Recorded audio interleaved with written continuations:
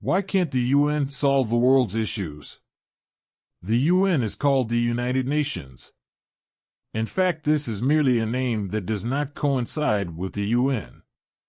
The UN was formed after the Second World War, with the aim of not causing nations to go to war.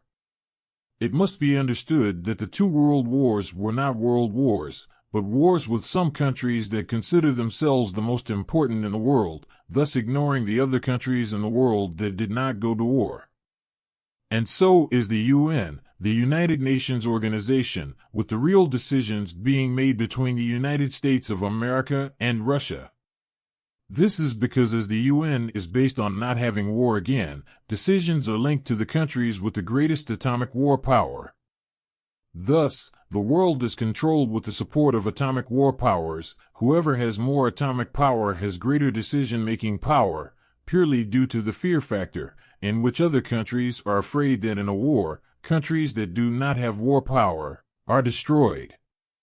Thus, the UN is a mere facade to try to contain a war between countries with greater military power, and not an institution to help all countries.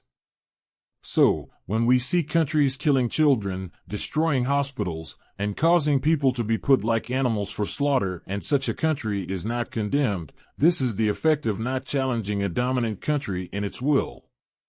Thus, what happens is to place one group as the axis of evil, when all two groups do the same thing.